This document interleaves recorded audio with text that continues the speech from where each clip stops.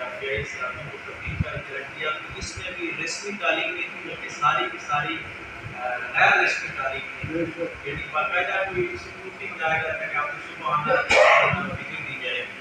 اور میں سمجھتا ہوں کہ صحابہ کرام جو انسانیت کا شاید انسائکلوپیڈیا ہیں مسلم راستے کے حوالے سے وہ کسی یونیورسٹی یا کسی تعلیمی ادارے سے فارغ التحصیل نہیں تھے بلکہ مصطفیٰ علیہ السلام کی نگاہوں سے پروان چڑھے تھے اور آقا علیہ السلام کی صحبت کا فیضان تھا.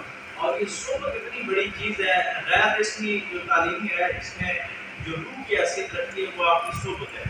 کہ دادا اپنے پوتے سے سیکھتا ہے اور وہ آپ کی روایات سینہ در سینہ منتقل ہو جاتی ہے. ہمارا جتنا بھی اسلام منتقل ہوا اب تک یہ صدری روایات اس میں زیادہ ہے سینہ در سینہ. تعلیم تو ابھی ہے لوگ پڑھنا لکھنا نہیں جانتے کچھ بہت عرصہ تک لیکن ایک نے دوسرے سے سنا دوسرے نے دوسرے سے سنا اور انہوں نے یہاں تک پہنچایا اور آج تک ہمارا اسلام جو ہے صدری روایات کے ذریعے ہی زندہ ہے. یعنی عام جو مسلمان ہے وہ سینہ بسینہ چلتا رہا. اور پھر آقا علیہ السلام کی جب زندگی ختم ہوئی اور کربلا کا واقعہ ہوا جو خلافت مکمل طور پہ ملوکیت میں تبدیل ہو گئی تو پھر ہمارے جو مشاہیر تھے سب سے پہلے امام زین العابدین علیہ السلام اور امام جعفر صادق علیہ السلام کہ عملیت کی سطح تک راسخ ہو چکی ہے. کتابی شکل میں گرا دی جاتے ہیں کہ کتابوں میں رد و بدل ہو جاتا تھا لیکن جو صدری روایات کی وہ لے کے لوگ نکلتے تھے اور اس حد تک نکلتے تھے کہ بات کو میں مختصر کرتا ہوں. وقت کو کم ہے کہ نام میں شاید بولو ابو العبید باجی رحمۃ اللہ علیہ صحیح کہہ رہے ہیں کہ وہ جب امام احمد بن حنبل رحمۃ اللہ علیہ کے پاس جاتے ہیں کہ مجھے حدیث کا علم ہے تو امام صاحب کا بادشاہ احمد کے ساتھ یہ فائدہ ہو چکا تھا کہ آپ درس و تدریس آپ نہیں کر سکتے.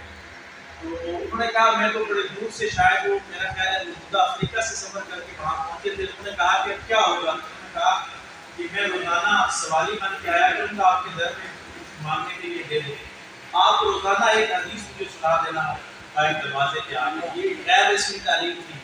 یعنی معاہدے کی خلاف ورزی بھی نہیں ہوگی کہ میں پڑھا رہا ہوں لیکن میں آپ کو یہ خیرات دے دیا کروں. وہ کہتے ہیں 10 سال یا کتنا عرصہ تھا لیکن سالوں میں وہ عرصہ محیط ہے کہ وہ روزانہ آ کے سوال کرتے اور وہ ایک حدیث ان کو سنا دیتے. اور پھر بعد میں جا کے افریقہ کے بیابانوں میں انہوں نے اسلام کی تعلیم کو عام کیا. تو یہ غیر رسمی تعلیم کی ثمرات تھے. لیکن اب کی جو بات ہے اب یہ مسئلہ ہو گیا کہ ہمیں سوچنا چاہیے.